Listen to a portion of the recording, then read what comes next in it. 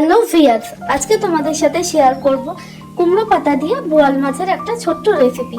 তো রেসিপিটা আমার মাই বানিয়েছিল।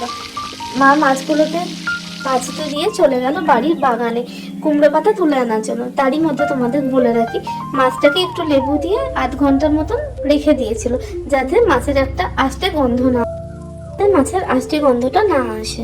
এদিকে এসে দেখলো তো মাছটা ভাজা হয়ে গেছে। তখন কুমড়ো পাতাগুলো ভালো করে ধুয়ে জল ঝরতে দিল। আর এদিকে আরেকটা কড়াইতে পেঁয়াজ, টমেটো, কালো জিরে দিয়ে হালকাভাবে নাড়াচাড়া করতে থাকলো।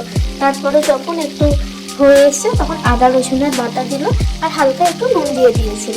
এরকমভাবে নাড়াচাড়া করার পর যখন একটুখানি হয়ে এসেছে জিনিসটা, তখন হলুদ গুঁড়ো, লঙ্কা গুঁড়ো, জিরে গুঁড়ো আর ধনে গুঁড়ো দিয়ে এরকমভাবে একটা গ্রেভি মতো তৈরি করে নিল।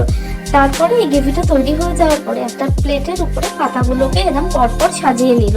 নেওয়ার পরে যে মাছগুলো ভাজা ছিল সুন্দর করে এরকমভাবে সাজিয়ে ওই গ্রেভিটা দিয়ে আরও দু একটা পাতা চাপা দিয়ে মা একটা কড়াতে তেল আর একটুখানি ঘি দিয়ে সুন্দর করে এটাকে সেট করে কড়ার মধ্যে দিয়ে দিল, যাতে মাছগুলো সাইড থেকে না বেরিয়ে যায়। তারপরে একটু চেপে দিল, দিয়ে নিয়ে একটা 15-20 মিনিটের জন্য আঁচটা সিমে করে দমের মধ্যে বসিয়ে দিল। বসিয়ে দেওয়ার পরে এরমভাবে চেক করে নিল যাতে পেছনের নিচের দিকের ভাজাটা ভালোভাবে হয়ে যায়।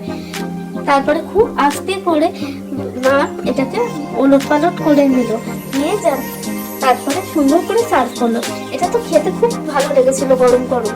তো তোমরা এভাবে রেসিপিটা করো আর আমাদের নিশ্চয়ই